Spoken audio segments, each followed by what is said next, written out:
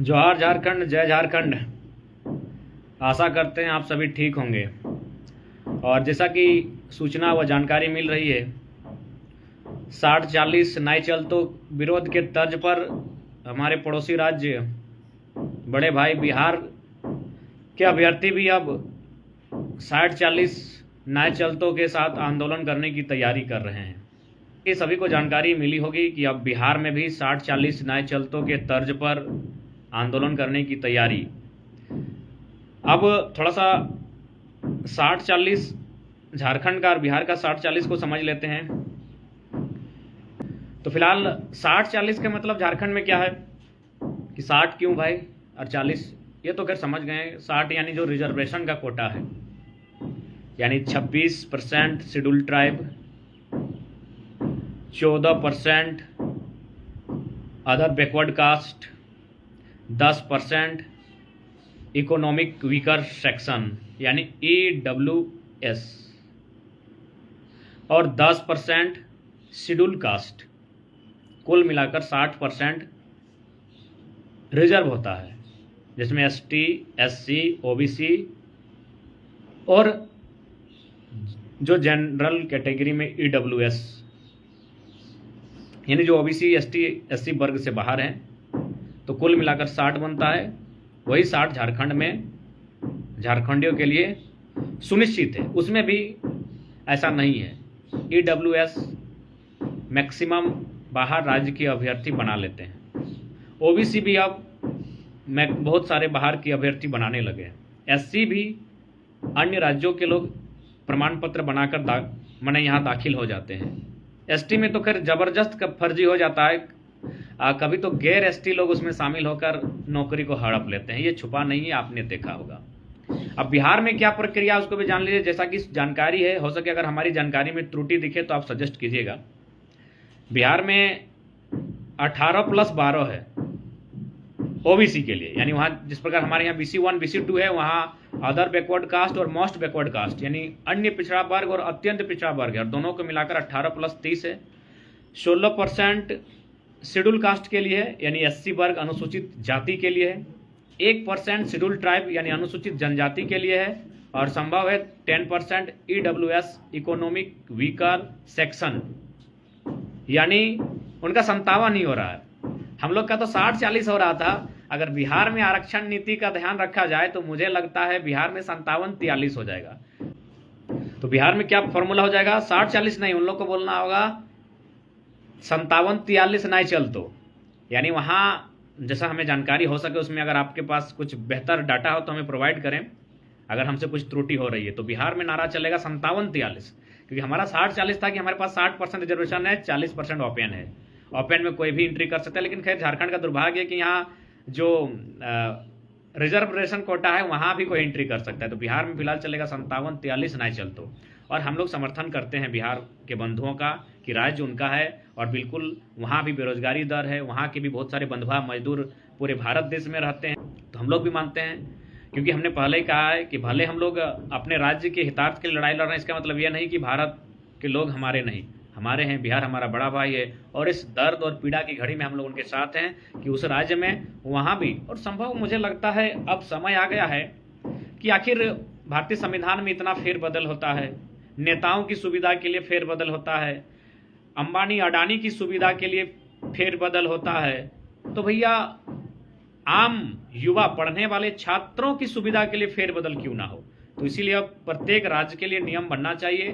भारतीय संविधान आर्टिकल 16(3) नीति निर्देशक तत्व आर्टिकल 46 के अनुसार सभी राज्यों को चाहिए कि अपने राज्य के अभ्यर्थियों के लिए मैक्सिमम सीटों को रिजर्व करें। अब मान के चलिए रिजर्व का कोटा अगर 60 से पार, मान के चलिए हमारे पास 60% रिजर्व है, बिहार के पास 57% रिजर्व है, तब क्या किया जाए? तो जनरल 1 जनरल 2 में डिफाइन किया जाए कि जो 15% ओपन रखा जाए ऑल ओवर इंडिया के लिए, और बाकी जो हमारे पास 60 से 85 यानी 25% जो जनरल रहेगा उसमें झारखंड के ही लोग भरेंगे।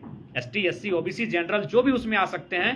तो अगर संभव है, कुछ भी देखिए, संविधान में सब कुछ संभव है, बशर्ते उनकी सोच होनी चाहिए। आखिर संविधान क्यों बना है, न्यायालय क्यों बना है? जनता के लिए बना है। तो जनता की मांग क्या है? आज के डेट में अपने राज्य में कोई भी नौकरी चाहेगा, तो इसीलिए अगर संभावना हो तो जनरल 1 कहीं है शायद मुझे जानकारी नहीं पुख्ता, लेकिन कहीं कानो कान सुने हैं, पता नहीं कितनी सच्चाई है, लेकिन फिर भी हम कहना चाहेंगे कि 60% रिजर्वेशन, बाकी का जो 40% ओपन बचता है उसमें संविधान का अनुपालन हो, उसको फिर 25-15 किया जाए, यानी जनरल 1 और जनरल 2 परिभाषित किया जाए कि जनरल 2 में ऑल ओवर इंडिया भर सकते, उसमें भी ऑल ओवर इंडिया के साथ झारखंडी भी भरेंगे, छोड़ कह देंगे 15 वाला भी। यानी आपके लिए कुछ, पूरे देश के लिए कुछ भी इंडिपेंडेंट नहीं रहेगा, आप जिसमें आएंगे उसमें झारखंड के लोग भी आएंगे, लेकिन जो 25 फिर होगा जनरल 1, उसमें आप रख दीजिए कि इसमें इस जनरल 1 में केवल और केवल झारखंड के ही होंगे। तो इस तरह का नियम बनना चाहिए। आखिर नियम क्यों बनता है? आज 368 हमारे पास क्यों है? भारत के संविधान संशोधन के लिए है। तो संविधान में संशोधन कीजिए, बेहतर नियमावली बनाइए और पूरे देश में प्रत्येक राज्य को अधिकार दीजिए कि आप अपने राज्य के अभ्यर्थियों के लिए नियम कानून बनाएं, और बनना चाहिए। नहीं तो फिर आखिर सन ऑफ सॉइल का सिद्धांत क्या होगा? हम अपने राज्य के इस बात का माने हमें कैसे पता चलेगा ये राज्य मेरा है, जब उसमें हमें उस राज्य के होने का कोई अनुभव ही नहीं मिलेगा। तो और साथ ही साथ चूंकि हम लोग को लाइव समझ सकते हैं कि 18 तारीख को अधिवेशन हुआ है और आज हम लोग 29 तारीख को अधिवेशन की चर्चा कर रहे हैं, यानी किस प्रकार का जीवन हम लोग का 10-11 दिन बीता। लगातार 3 बजे रात को सुतना, 11 बजे सुत के उठना, अभी ब्रश नहीं किए, मुंह कान हम लोग नहीं धोए, खाना तो दूर की बात है। तो हमारी परिस्थिति को आप समझ सकते हैं कि किस प्रकार की परिस्थिति में है कि 18 तारीख का अधिवेशन, आज हम लोग उसके लिए धन्यवाद देने के लिए आए हैं। तो सबसे पहले महाअधिवेशन के आयोजन में सभी का सहयोग रहा, उनको कोटि कोटि धन्यवाद। और साथ ही बहुत सारी त्रुटियां रही, क्योंकि अधिवेशन ऐसा था कि पॉलिटिकल पार्टियों के अधिवेशन में इतनी संख्या में लोग नहीं आते हैं, ये तो सच्चाई है।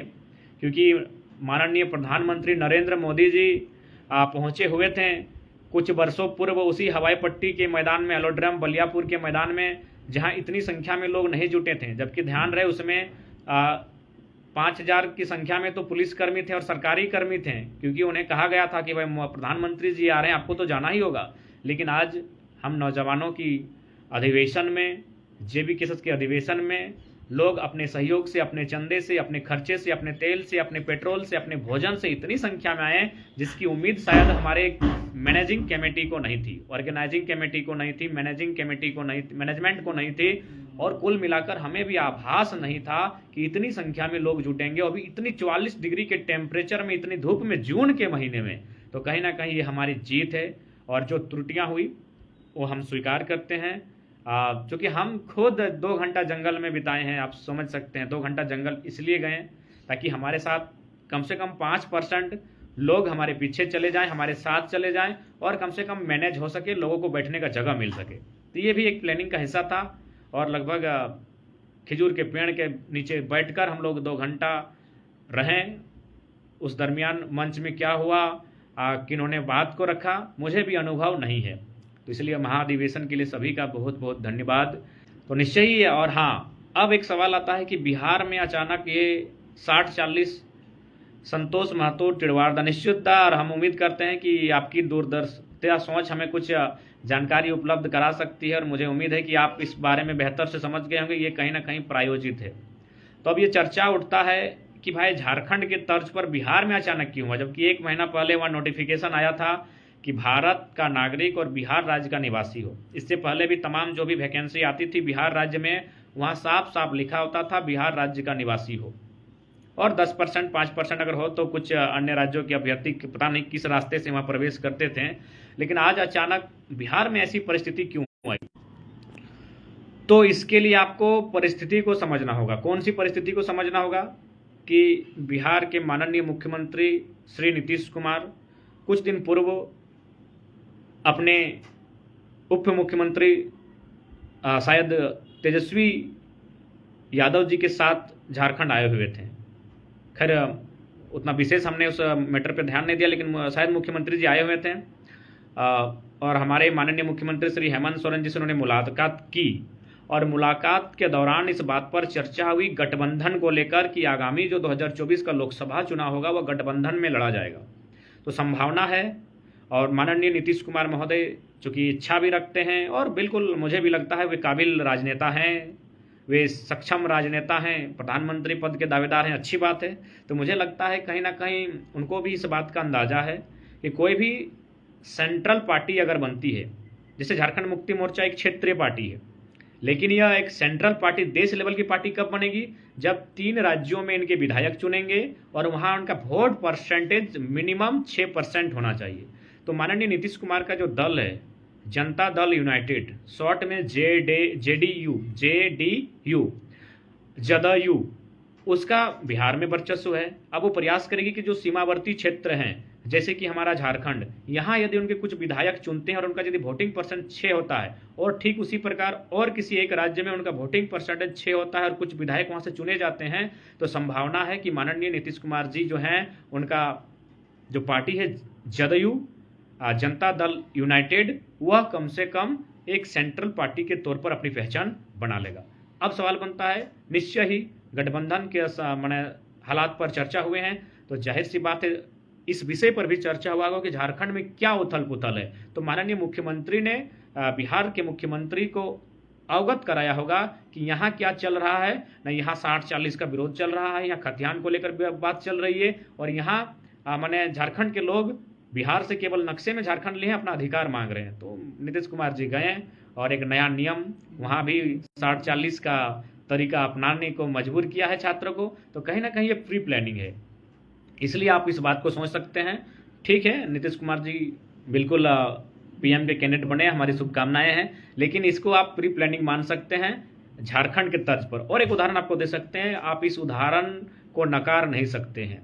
माननीय राज्यसभा सांसद श्रीमान खीरू महतो जी, निस्संदेह मैं उनसे विशेष परिचित नहीं हूं और न ही विशेष जानता हूं, किंतु उनका आदर सम्मान करते हैं। और वे राजनीतिक अंतिम पड़ाव में थे, राजनीतिक संन्यास की ओर थे, लेकिन उस शख्स को राज्यसभा लेकर जाया जाता है नीतीश कुमार के द्वारा। क्यों?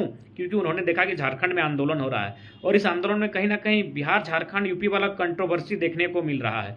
तो उन्होंने क्या किया, खीरूदा को उठाया और सीधे लोकसभा राज्यसभा भेजने का कार्य किए, ताकि पुनः जो सिंपैथी को गेन कर सके। अच्छा बात है, इसीलिए तो उन्हें सुशासन बाबू कहा जाता है। इसीलिए तो भाई बैलेंस पर्सन है कि किस प्रकार गवर्नमेंट को अपना बैलेंस करके चलते हैं। उन्होंने बड़े गंभीरतापूर्वक बात किया कि आंदोलन करने वाले कौन लोग हैं। उन्होंने एक समुदाय को देखा कि इनकी संख्या ज़्यादा है, तो उसी समुदाय से उठाकर लेकर चले गए। तो कहीं ना कहीं इसे भी आप उसी तर्ज पर देख सकते हैं जिस तर्ज पर आज 60-40 बिहार में देखने को आपको मिल रहा है। तो कुल मिलाकर ये प्री प्लानिंग है, क्योंकि लोकसभा चुनाव सामने है। उसमें बहुत सारे प्रधानमंत्री के कैंडिडेट सामने आएंगे, जिसमें अरविंद केजरीवाल जी हैं, राहुल गांधी साहब हों, नीतीश कुमार जी हैं, ममता बनर्जी जी हों, और खैर इधर तो प्रधानमंत्री नरेंद्र मोदी जी स्वयं रहेंगे ही। तो ठीक उसी प्रकार एक पहल है माननीय नीतीश कुमार जी की, अच्छी बात है। लेकिन मुझे लगता है अब समय आ गया है कि कोई भी राज्य ओपन क्यों करे। एक बात बताइए, हम ओपन असम के लिए क्यों करें, हम ओपन राजस्थान के लिए क्यों करें? क्या राजस्थान से जो शिक्षक बन के आएंगे, क्या झारखंड में ठीक से पढ़ा पाएंगे? वो हमारी भाषा परंपरा से अवगत नहीं है। केरल से अगर कोई शिक्षिका आएगी, क्या हमारे झारखंड में पठन का कार्य कर पाएगी? नहीं कर पाएगी, वो हमारी भाषा संस्कृति से अवगत नहीं है। तो ठीक उसी प्रकार एक सर्वे कहती है झारखंड में 69% अनुसूचित जनजाति क्षेत्र में जो भी युवा हैं वो अपनी पढ़ाई को छोड़ देते हैं, क्योंकि उनकी मातृभाषा में पढ़ाई नहीं होती है। समझ सकते हैं, वो हिंदी तक को नहीं समझते हैं, और 69% युवा शिक्षा को छोड़कर निकल जाते हैं। ये किताब का सोर्स हम भूल रहे हैं, किताब का सोर्स आपको कभी अवेलेबल करा देंगे। तो क्यों? तो ठीक उसी प्रकार हमारे लोग असम में क्यों नौकरी करेंगे भाई? हमारे वहाँ की भाषा नहीं जानते, वहाँ की परंपरा नहीं जानते हैं, वहाँ बिजनेस के सिलसिले में जा सकते हैं, लेकिन जब आपको डायरेक्ट जनता से बात करना, आप कैसे हैंडल करेंगे? तो इसीलिए आज समय आ चुका है कि पूरा देश इस विषय पर चर्चा करे कि जिनका राज्य हो उनको पहला अधिकार मिले और मैक्सिमम अधिकार मिले। ये आधा आधा नहीं चलेगा, 60-40 तो आधा आधा है। बिहार में भी तो आप आधा आधा कर दिए 57 से, आधा आधा क्यों होगा भाई? क्यों होगा? मानते हैं भारतीय संविधान आर्टिकल 16 कहता है कि आप नौकरियों में राज्य के आधार पर, क्षेत्र के आधार पर, जन्म स्थान के आधार पर, जाति के आधार पर, धर्म के आधार पर भेदभाव नहीं कर सकते हैं, नहीं कर सकते हैं आर्टिकल 16 के अनुसार। लेकिन 16(3) तो कहती है कि आप अपने क्षेत्र के जो मूलवासी हैं। आर्टिकल 46 भी तो कहती है कि राज्य अपने निर्बल दुर्बल लोगों को बेहतर बनाने के लिए शैक्षणिक और नियोजन में उनको माने मजबूती प्रदान के लिए नियम बनाए। तो इसीलिए आप पूरे देश को एक राज्य, झारखंड ही क्यों, उत्तर प्रदेश भी अपने वासियों के लिए नियम बनाए। खैर बंगाल उड़ीसा तो टाइट है अपने भाषा को लेकर, लेकिन जहाँ भाषा बैरियर नहीं बना है वहाँ तो कुछ ना कुछ बैरियर बनाना होगा, क्योंकि बिहार में भी एक भाषा नहीं है, उत्तर प्रदेश में भी भाषा को लेकर बैरियर नहीं बनेगा, झारखंड में भी भाषा को लेकर बैरियर नहीं बनेगा। देखिए, अगर झारखंड में भी एक लैंग्वेज होता जिसको पूरे राज्य के वासी जानते तो हमारा काम आसान होता। तो झारखंड में कुछ ना कुछ उपाय तो करना होगा, तमाम राज्यों को उपाय करना होगा। तो इसलिए आज जो 60-40 बिहार में चलने लगा है नारा, वह कहीं ना कहीं प्रायोजित है। झारखंड के मुख्यमंत्री, बिहार के मुख्यमंत्री, बिहार के उप मुख्यमंत्री एक मंच पे एक टेबल पर आकर बैठते हैं, प्रेस कॉन्फ्रेंस करते हैं, उसके बाद ये जब नीति आती है तो इसमें कुछ ना कुछ संशय जताई जा सकती है। और साथ ही बहुत सारे लोगों ने सवाल था अधिवेशन को लेकर, उसे हम लोग बहुत बहुत धन्यवाद। और हमसे कोई त्रुटियां हुई है तो आप सजेस्ट करेंगे, हम लोग उसे सुधारने का चेष्टा करेंगे।